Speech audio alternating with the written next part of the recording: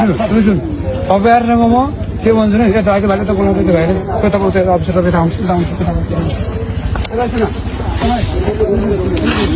तपाईँहरूसँग म सांसद भनेर चाहिँ म सम्मान खोज्दिनँ।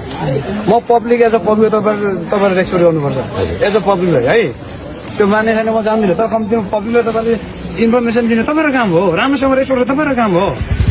तपाईँ उनीहरू गलत ढङ्गले बोलाएँ मैले के भन्नु बोलाएँ तपाईँले बोलाएँ भन्नु बोलाएँ सुन्नु न, त्यसरी सबैजनाले यता यता बोला मैले त यहाँ बिच बाटो उभिएर मैले सबैलाई त्यसो नगर्नु। म सुन्नुहोस् न, म भित्र शीतलमा आनन्दले बसेको भए पो तपाईँले भन्न सक्नुहुँदैन। म त यहाँ बिचमा तातो घाममा उभिएर सबैलाई भनिराखेको छु नि त। राम्रोसँग सोचिरहेको छु, यो अर्को ट्राफिक साथी घिजाउने टाइपले बोल्छ भने त्यो भन्नु म यहाँ मान्छे एक पिरियडले बसेको हुन्छ म पनि यहाँ शीतलमा बसेर छुइनँ। के भन्छु भने यसो हो, म जस्तो सर्वसाधारण या अरू सर्वसाधारणले तपाईँहरू जस्तो जिम्मेवार मान्छेलाई यहाँ आउनुहोस् भनेर बोलाउन सक्दैन। त्यो तपाईँहरू त्यो साइकोलोजिकली तपाईँले चिन्नुपर्छ मान्छे। त्यो मान्छेले यहाँ आऊ भनेर आदेश किन दिँदैछ तपाईँले त्यति चाहिँ हेका राख्नु प्रयास गरेर साथीहरू त्यो हेका राख्नु पर्यो भने क्या सर्वसाधारण मान्छे तपाईँलाई यहाँ आउनुहोस् भने मलाई अप्ठ्यारो गरेपछि सर्वसाधारणले चाहिँ तपाईँ कहाँ हजुर के छ सर भनेर सोध्यो।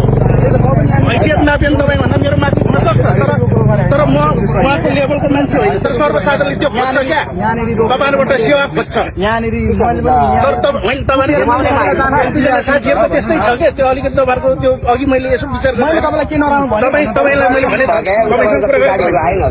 यसरी नजानुहोस्। फेरि अब माननीय भनेर माननीयलाई सम्मान दिनुहोस् भने त म भन्दिनँ, तर तपाईँहरूले सर्वसाधारणले खोज्छ क्या। भिडियो हेरिसक्नुभयो साथीहरू, नमस्कार। उहाँ श्रम संस्कृति पार्टीका सांसद हुनुहुन्छ, उहाँलाई सम्मान पुगेन अरे, पुलिस प्रशासनद्वारा उहाँलाई सम्मान पुगेन, त्यही भएर उहाँले प्रहरीलाई धम्काउँदै हुनुहुन्छ। बाटोमै धम्काएर तपाईँहरूले मलाई सम्मान गर्नु भएन, रिस्पेक्ट के हुन्छ भनेर उहाँ दुईजना, एउटा श्रम संस्कृतिको माननीय सांसद अनि अर्को चाहिँ को थाहा भएन, गजब पारामा धम्काइराख्नु भएको छ।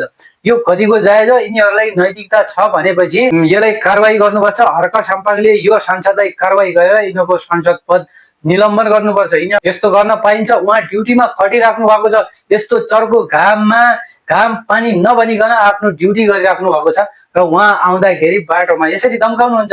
यो कतिको जायज छ साथीहरू? साथीहरू यो भिडियोलाई धेरैभन्दा धेरै सेयर गर्नु होला, 3 करोड नेपालीसम्म यो भिडियो पुर्याउनु होला।